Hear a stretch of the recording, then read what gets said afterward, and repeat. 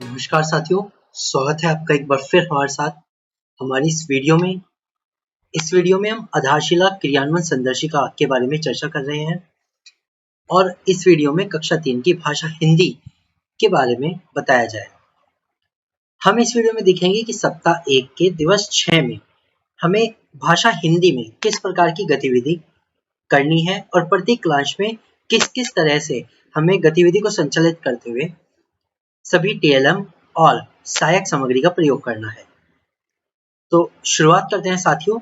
हम सबसे पहले कालांश 1 से।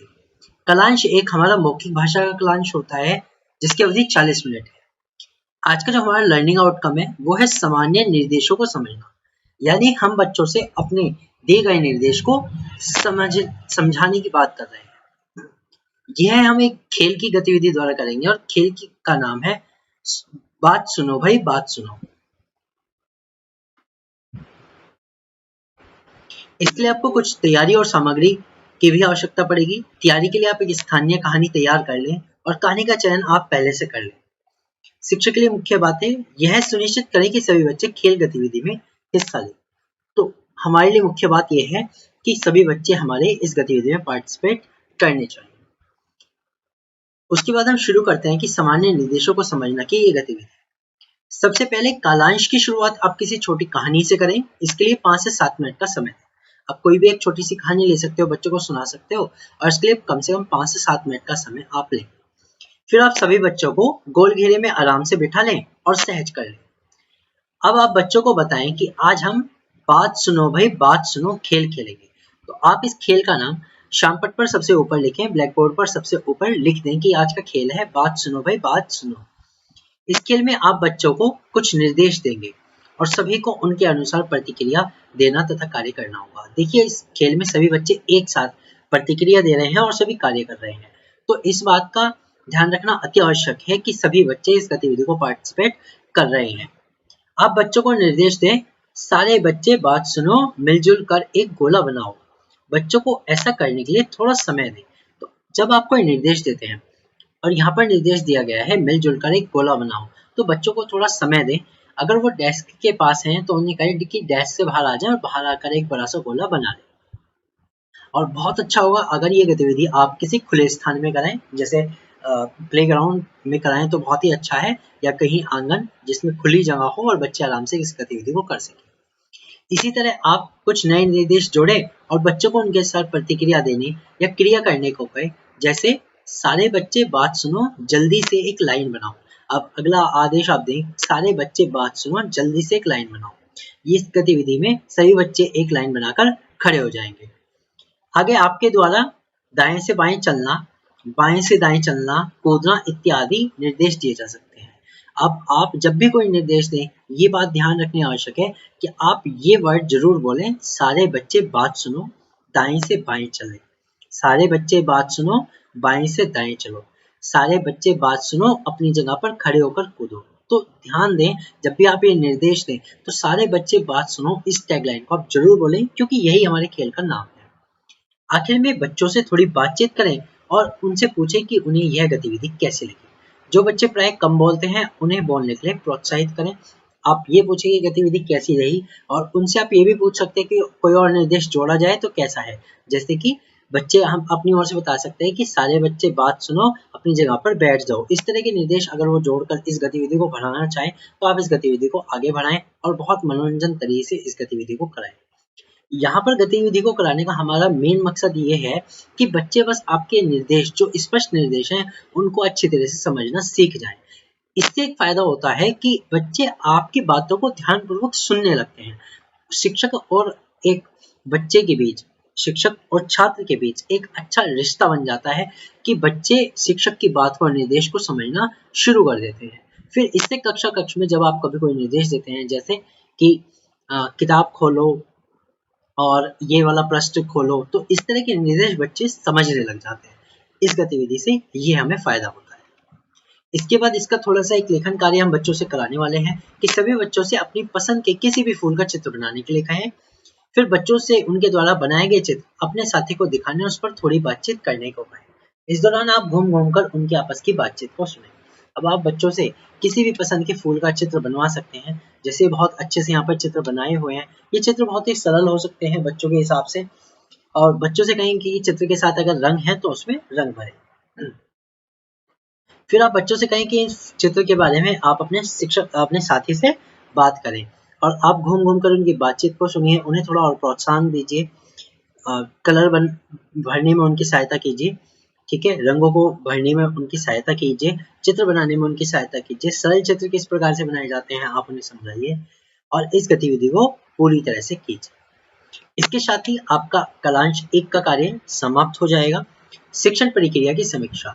देखिए दोस्तों, कभी भी कोई कार्य होता है, अगर हम उस कार्य में जब वो कार्य हो रहा है तभी सुधार कर ले तो ये बहुत ही अच्छी बात होती है, क्योंकि जब कार्य पूरा हो जाता है तो उसके बाद सुधार करना लगभग नामुमकिन है। जैसे मान लीजिए कोई एक घर बन रहा है, उस घर को बना रहे हैं मिस्त्री, लेकिन अगर आप बीच बीच में जाकर ये नहीं देखते कि उसमें किस तरह का मटेरियल यूज हो रहा है, कितना अच्छा सामान लग रहा है, कितने अच्छे तरीके से वो घर बना रहे हैं, तो घर बन जाने के बाद उसमें जो गलतियां हो गई उनको खत्म करने की कोई गुंजाइश नहीं रह जाती। सेम इस तरह से शिक्षण प्रक्रिया की समीक्षा हमारे लिए बहुत इंपॉर्टेंट है कि क्या हमारे बच्चे साथ साथ सीख रहे हैं, इसका हम पहले ही ध्यान दें, क्योंकि एक बार अगर हम इससे आगे चले गए और बच्चे समझ नहीं पाए तो बच्चों को वापस उस चीज को समझाना बहुत मुश्किल होता है। तो इसलिए शिक्षण प्रक्रिया की समीक्षा में हम ये जरूर अपने आप में निष्कर्ष निकालें कि क्या सभी बच्चे आपका निर्देश यानी हमारा निर्देश समझ पा रहे थे। यदि हाँ तो ये बहुत ही अच्छी बात है, और यदि नहीं तो आप इन बच्चों की पहचान करें, इन पर ध्यान दें और समझने का प्रयास करें कि उन्हें क्या परेशानी हो रही है। आप इन बच्चों की पहचान करें, इन पर थोड़ा और अधिक ध्यान दें, गतिविधि में इन्हें सबसे आगे और जल्दी से इन्हें पार्टिसिपेट कराएं, और ये समझने की कोशिश करें कि उन्हें किस प्रकार की परेशानी होती है। क्या वो खेल गतिविधि में इसलिए भाग नहीं लेते कि उनको थोड़ा देर से समझ आ रहा है, या सुनते नहीं है, या उनका ध्यान किसी और चीज पर है। तो शिक्षक साथी इस बात का थोड़ा समझने की कोशिश करें कि उन्हें क्या परेशानी हो रही, और उनको दूर करने के लिए उचित कदम उठाएं। तो इसी के साथ हमारा कलांश 1 का जो कार्य है वो समाप्त हो जाता है। अब हम चलते हैं कलांश 2 पर। कलांश 2 हमारा डिकोडिंग का होता है और इसकी अवधि भी 40 मिनट है। कलांश 2 में जो हमारा लर्निंग आउटकम है वो है अलग अलग ध्वनियों की पहचान। देखिए दोस्तों, सप्ताह 1 चल रहा है और इसका दिवस 6 है। कुछ मेरे पास ऑब्जेक्शन ये भी आए थे कि क्या इसमें साप्ताहिक आकलन नहीं है, तो मैं ये बता दूं आपको, सप्ताह 1 और सप्ताह 2 में किसी प्रकार का आकलन पुनरावृत्ति नहीं है, न ही इसमें कोई रेमेडियल गतिविधि है सप्ताह 1 और सप्ताह 2 में, क्योंकि ये उभरती साक्षरता के अकॉर्डिंग सिर्फ मौखिक, अधिकतर मौखिक और बहुत ही कम लेखन कार्य के साथ है, इसलिए इनमें कोई भी साप्ताहिक आकलन नहीं है। अब इस गतिविधि को करने के लिए हमें एक खेल फिर से शुरू करेंगे। सुनो सुनो अब ये बताओ। देखिए, पहला था कि सारे बच्चे बात सुनो, अब है सुनो सुनो अब ये बताओ। तो आप यहाँ पर कुछ प्रश्न बच्चों से पूछेंगे। इसके लिए आप कुछ तैयारी और सामग्री करें और कुछ सामग्री का चयन करें। जैसे स्थानीय कहानी, आप एक स्थानीय कहानी अपनी तैयार करके रखें, कागज की गेंद बना लें और कार्यपुस्तिका जो बच्चों के पास होती है उसको भी बच्चों से बाहर निकलवा लें। फिर आप कहानी का चयन पहले से कर लें ताकि आप कक्ष में जाते समय उसे पूरी तरह से तैयार रखें। कागज की बॉल बनानी बहुत आसान है, कुछ बॉल्स मैं पहले भी दिखा चुका हूँ साथियों, और अब एक बॉल यहाँ पर भी है, ये भी कागज की बनी हुई है, बहुत आसान सी, कि कागज की पट्टियों को मोड़ कर बनाई है। शिक्षक के लिए मुख्य बात है कि कार्यपुस्तिका पर सभी बच्चों के कार्य का अवलोकन करें। ये बहुत आवश्यक बात है कि आप कार्यपुस्तिका का कार्य जब बच्चे कर लें तो उसका अवलोकन अवश्य करें, उचित मार्गदर्शन जरूर दें, और अगर उनका कार्य बहुत ही अच्छा हो तो उस पर सकारात्मक रूप से सुझाव दें, और सुधार के बिंदु के अकॉर्डिंग भी सकारात्मक रूप से सुझाव देने के बाद उनका प्रोत्साहन करें। तो चलिए दोस्तों, हम गतिविधि की तरफ शुरू करते हैं। ध्वनि जागरूकता। कलांश की शुरुआत आप किसी कहानी को स्थानीय बच्चों की भाषा में सुनाकर करें। इसके लिए 5 से 7 मिनट का समय दें। आप कोई भी कहानी बच्चों की भाषा में सुना सकते हैं, मतलब स्थानीय भाषा में, और इसके लिए 5 से 7 मिनट का समय दें। फिर आप सभी बच्चों को गोल घेरे में आराम से बिठा लें और सहज कर लें। अब बच्चों को बताएं कि आप उनमें से किसी एक को एक गेंद देंगे और ताली बजाएंगे, और जब तक ताली बजती रहेगी तब तक बच्चे गेंद को अगले बच्चे की ओर बढ़ाते रहेंगे। जब आप ताली बजाना बंद करेंगे उस समय गेंद जिस बच्चे के हाथ में होगी उसे आप बोलेंगे, सुनो सुनो अब ये बताओ, चीची चीची कौन है। तो अब आप उन्हें निर्देश दे रहे हैं कि सुनो सुनो, अब ये बताओ चीची चीची कौन है। तो सभी बच्चे बोलेंगे चीची चीची चिड़िया करती। चीची चीची कौन करता है? चिड़िया करती है। तो यहाँ पर हम एक चीज और समझा रहे हैं कि बच्चों को ध्वनि के साथ, उनके साथ जो ध्वनि जिससे वो संबंधित है वो आ गया, क्योंकि पक्षियों की आवाज बच्चों ने इससे पहले जो दिवस की हमने गतिविधि की थी उसमें कराया था। तो अब हमने उस गतिविधि को एक तरह से इसमें जोड़ दिया है कि चीची चीची कौन है। तो चीची चीची कौन करती है? चिड़िया करती है, ये बच्चे बोलेंगे। अब आप बच्चों को एक दो उदाहरण द्वारा समझाएं कि उन्हें कैसे जवाब देना है। अब आप अलग अलग चीजें जैसे सजीव या निर्जीव द्वारा इस गतिविधि को आगे बढ़ाएं। जैसे टर्टर टर्टर कौन करता है? तो टर्टर टर्टर मेंढक करते हैं। खटपट खटपट कौन करता है? तो खटपट खटपट कौन करता है? बच्चे किसी भी चीज का नाम ले सकते हैं कि डेस्क करती है, टेबल करती है। इसी तरह से चर चर चर चर कौन करता है? तो चर चर चर चर कौन करता है? इस चीज में बच्चे किसी ना किसी चीज का नाम ले सकते हैं, चाहे वो सजीव हो चाहे निर्जीव। इस गतिविधि के लिए आप भी किसी भी आवाज को केंद्र में रखकर कार्य कर सकते हैं और बच्चे भी अपनी कल्पना से किसी भी चीज का नाम ले सकते हैं। तो देखिए शिक्षक साथियों कि इसमें आप कोई और आवाज भी इंक्लूड कर सकते हैं और फिर बच्चे उसके उस आवाज को किसी भी सजीव या निर्जीव चीज से जोड़कर आपको नाम बता सकते हैं। दोस्तों इस गतिविधि में गलत होने की गुंजाइश है, लेकिन इसमें हमें गलत नहीं कहना है, क्योंकि हमने उन्हें दोनों ऑब्जेक्ट को सिलेक्ट करने का मौका दिया है, जो सजीव है वो भी और जो निर्जीव है वो भी। तो इसमें बच्चे किसी भी आवाज के साथ किसी भी वस्तु को कनेक्ट कर सकते हैं। इसके साथ ही दोस्तों आगे बढ़ेंगे तो हमें बच्चों से लेखन कार्य कराना है। सभी बच्चों से कार्य पुस्तिका के पृष्ठ पाठ 6 पर कार्य करने को कहें। बच्चों को कार्य पुस्तिका पर करने से संबंधित निर्देश दें। हो सकता है कि आपको एक से ज्यादा निर्देश भी देने पड़े। जब बच्चे कार्य पुस्तिका पर कार्य कर रहे हों तो कक्षा में घूम घूम कर उनके कार्य का अवलोकन करें और आवश्यकता के अनुसार उनकी सहायता करें। बच्चों द्वारा दिए गए कार्य को दिखाने को कहें और उनकी प्रशंसा करें। इसके पश्चात आप इस सप्ताह के गृह कार्य करने के निर्देश बच्चों को उदाहरण से दें। देखिए दोस्तों हमारा जो पार्ट 6 है, दिवस 6 का कार्यक्रम है और दिवस 6 के बाद अगले दिन साप्ताहिक अवकाश है। तो साप्ताहिक अवकाश में आप उन्हें गृह कार्य भी देंगे। तो गृह कार्य के जो निर्देश हैं आप उनको पहले ही दिन यानी दिवस 6 पर ही देंगे। तो सबसे पहले हम बच्चों से कार्य पुस्तिका का कार्य करा लेते हैं, जो हमें कक्षा में ही बच्चों से कराना है। तो कार्य पुस्तिका कार्य का समझते हैं कि सबसे पहले बिंदुओं को मिलाओ और रंग भरो। इसमें बच्चों को बिंदु मिलानी है और इसमें रंग भरना है। अगर रंग नहीं है तो बच्चे पेंसिल का प्रयोग कर सकते हैं। इसी तरह से दूसरे पर आते हैं कि एक जैसी चीजों को मिलाओ। अब यहाँ पर एक जैसी चीजों को मिलाने के लिए संदर्भ ये है कि जो एक कैटेगरी में आते हैं उनको मिलाना है। जैसे बैंगन, बैंगन सब्जी में आता है, इस प्रकार भिंडी भी सब्जी में आती है। तो हमने दोनों सब्जियों को आपस में मिलाया। इसी तरह से अगर हम सेब की बात करें, फल है और केला भी एक फल है, तो बच्चे सेब को केले से मिलाएं। इसी प्रकार बच्चों को बताएं कि साइकिल वाहन है जिसे हम कहीं आने जाने के लिए प्रयोग करते हैं और स्कूटर भी एक वाहन है जिसे भी हम आने जाने के लिए प्रयोग करते हैं। तो ये साइकिल को स्कूटर से मिलाएं। तथा बिल्ली और कुत्ता दोनों पशु हैं, तो इनको भी आपस में मिलाएं। तो अब हम आगे चलें। तो आगे चलने के लिए हमें एक अच्छी यहाँ पर कार्य कराना है बच्चों से कि जो अलग है उन पर गोला बनाएं। इस कार्य के लिए बच्चों को सोचने का मौका दें कि एक इस बॉक्स में कि 4 चीजें बनी हुई है, उन 4 चीजों में से कौन सी अलग है, कौन सा चित्र इनमें अलग है। तो जो अलग है उस पर गोला बनाएं। जैसे इस चित्र में 3 सितारे हैं और एक सूरज है, तो सूरज पर बच्चे गोला बनाएंगे। दूसरे बुक में 3 पुस्तक और एक पेंसिल, पेंसिल अलग हो गई पुस्तकों से, तो पेंसिल पर गोला आ गया। नीचे वाले चित्र में 3 समोसे हैं और एक रसगुल्ला है, तो इसमें रसगुल्ले पर आ जाएगा। और अगले चित्र में 3 सेब हैं और एक केला, जहां पर केला अलग हो गया क्योंकि बाकी तीनों सेब हैं, तो केले पर गोला आ जाएगा। अगला बहुत आसान कार्य है, बहुत मजेदार, बिल्ली को चूहे तक पहुंचाओ। देखिए दोस्तों इसमें बिल्ली को बच्चों को चूहे तक पहुंचाना है, तो बच्चे तो ये उसमें पेंसिल के थ्रू आप उनसे कहें कि लाइन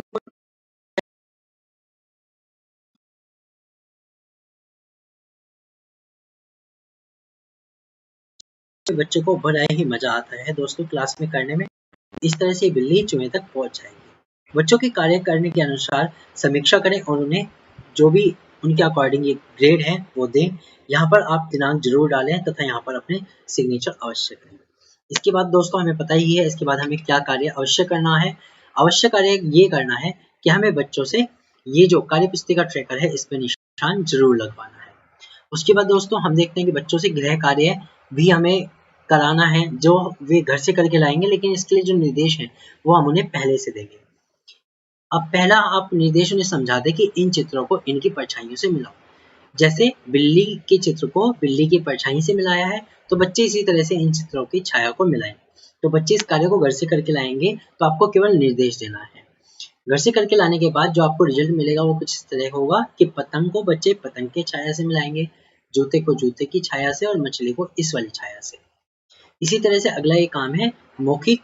ये किस काम आते हैं? अपने घर के सदस्य को बताओ। क्योंकि यहाँ पर ये कार्य बच्चे घर से करके लाएंगे, तो यहाँ पर स्पष्ट निर्देश है कि ये अपने घर के सदस्य को बताने हैं। तो इसमें बुक है, तो वे अपने घर के सदस्य को बताएं कि ये बुक्स किस काम आती है। फिर है आगे बैग, बैग किस काम आता है। आगे है कलम, पेन, पेन किस काम आता है। और ये है तबला, तबला किस काम आता है। अब बच्चों से लेखन कार्य में कुछ अक्षर का भी हम परिचय करा रहे हैं। जैसे एक जैसी आकृतियों को मिलाओ। यहाँ पर अक्षर परिचय हमने आकृतियों के साथ किया है। तो रे को रे से मिलाना है, इसी प्रकार नैस को नै से, मैं को मैं से और से को से से। आप बच्चों को ये भी समझा सकते हैं कि जो बिल्कुल एक जैसे चित्र आपको लगे आप उन्हें मिला दीजिए। अगला है बिंदुओं को मिलाओ। ये बच्चे बड़ी सरलता से कार्य कर लेंगे और आप उन्हें निर्देश दे दें कि वे घर से करके लाएं। उसके बाद बच्चे जिस दिन भी स्कूल आए, यानी साप्ताहिक अवकाश से अगले दिन, आप उन्हें उनके स्तर के अकॉर्डिंग ग्रेडिंग दें। जितना भी अच्छा कार्य है उतनी अच्छी ग्रेडिंग दें। यहाँ पर दिनांक डालें और यहाँ पर अपने सिग्नेचर करें। दोस्तों, गृह कार्य करने के बाद भी हमें उनका ट्रैकर अवश्य भरवाना है, क्योंकि गृह कार्य के लिए भी ट्रैकर में एक निशान दिया हुआ है जिस पर ये घर का साइन बना हुआ है। तो यहाँ पर भी बच्चों से अवश्य आप राइट लगवाएं जब आप उनका गृह कार्य चेक कर लें। दोस्तों, इसी के साथ हमारा कलांश का जो 2 का कार्य है वो पूरा हो जाता है। गृह कार्य बच्चे घर से करके लाएंगे, तो कार्य पुस्तिका तक कार्य करवाना हमारी जिम्मेदारी है और वहाँ पर हमारा क्लास 2 का कार्य पूरा हो जाता है। अब हम दोस्तों शिक्षण प्रक्रिया की समीक्षा देखते हैं। क्या सभी बच्चों ने कार्यपुस्तिका कार्य पूरी तरीके से किया है? यदि हाँ, तो ये बहुत ही अच्छी बात है।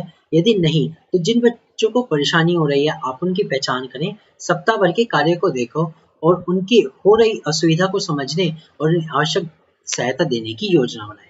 देखिए दोस्तों, जिन बच्चों को परेशानी यहाँ पर हो रही है, आपको उनके पूरे सप्ताह का कार्य देखना है कि उन्होंने किस प्रकार से कार्य किया है, कहाँ उनको अधिक दिक्कत आ रही है, उसको समझें और उनको जो भी आवश्यक सहायता आप दे सकते हैं उसकी योजना पहले से बनाएं।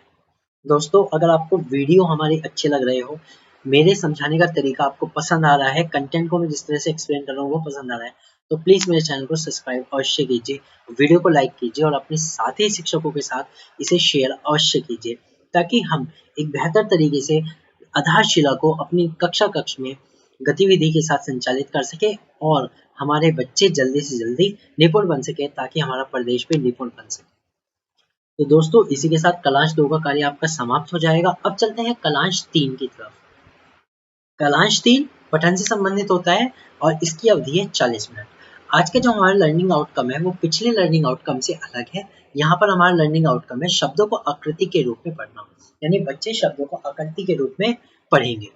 इस गतिविधि में है मेरा नाम, यानी बच्चे का नाम। इसके लिए तैयारी और सामग्री की जो आपको जरूरत पड़ेगी वो है कागज और मार्कर। कागज की बहुत सारे स्टेप बनाएं, हर स्टेप पर अलग अलग बच्चों के नाम बड़े बड़े अक्षरों में लिखें। देखिए दोस्तों, इस तैयारी के लिए आपको कागज की इस तरह की स्टेप बना लेनी है और इन स्टेप पर आप बच्चों के नाम लिख लें बड़े बड़े अक्षरों में। जैसे आप यहाँ पर जो भी आपकी कक्षा के बच्चे हैं उनके नाम लिख लीजिए। मैं एक सरलता पूर्वक नाम यहाँ पर आपको लिख के दिखा रहा हूँ।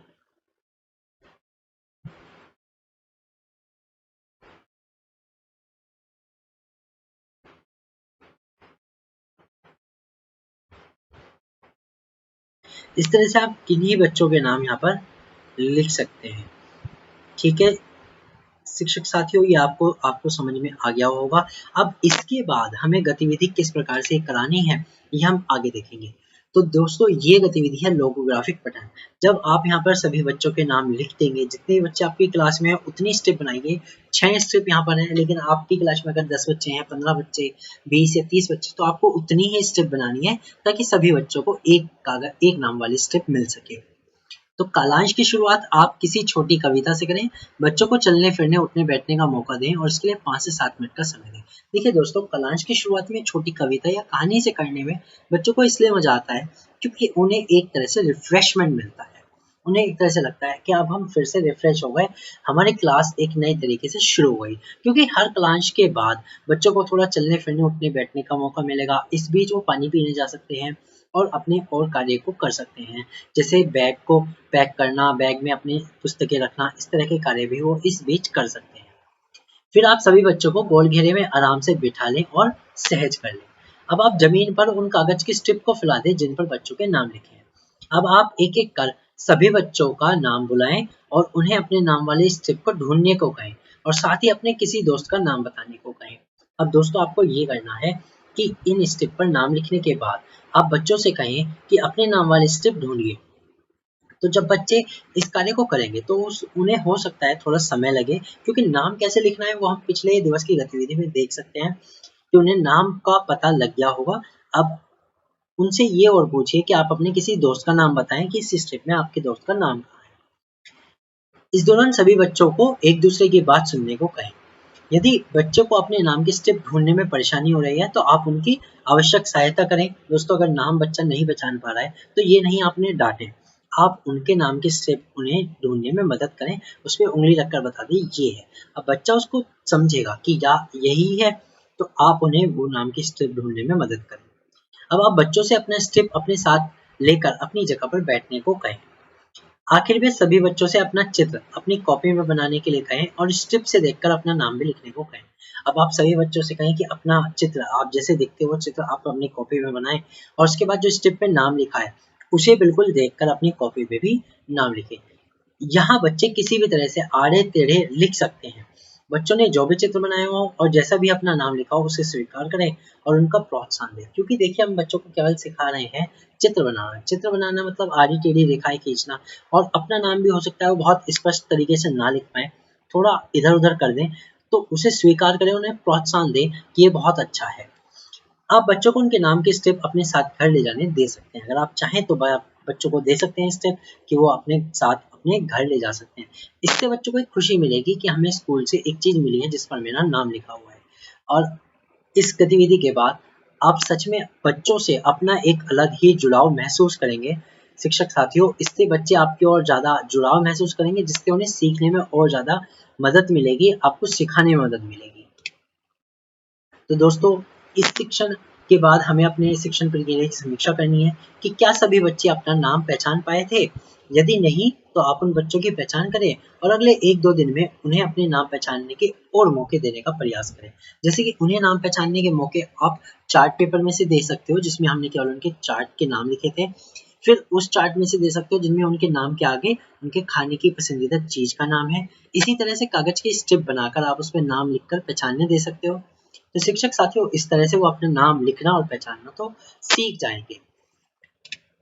तो इसी के साथ आपके तीनों क्लास की ये जो कार्य होगा ये समाप्त हो जाएगा। जब हमारा तीनों क्लांशों का कार्य 1, 2, 3 का कार्य ये समाप्त हो जाएगा तो उसके बाद हम अपना 6 डे का ट्रैकर अवश्य निशान लगाएंगे। दोस्तों, क्योंकि ये सप्ताह का लास्ट होगा आपका, तो आप पहले सप्ताह जिस दिन पहले दिन का शुरुआत किया था वो डेट तथा आज की जिस दिन भी आप ये सप्ताह 6 का कार्य दिवस 6 का कार्य कराएंगे उस दिन की डेट इसमें अवश्य लिखें। और वीक 1 के सभी 6 दिवस की जो वीडियोस है हमारे चैनल पे अपलोड हो चुकी हैं, आप उनको अवश्य देखें, गतिविधि को समझें और उन्हें अपनी कक्ष में संचालित करें। वीडियो को पूरा देखने के लिए दोस्तों आपका धन्यवाद और हमारे चैनल को सब्सक्राइब करें। आपका दिन शुभ है। आपसे फिर मुलाकात होगी जल्दी ही।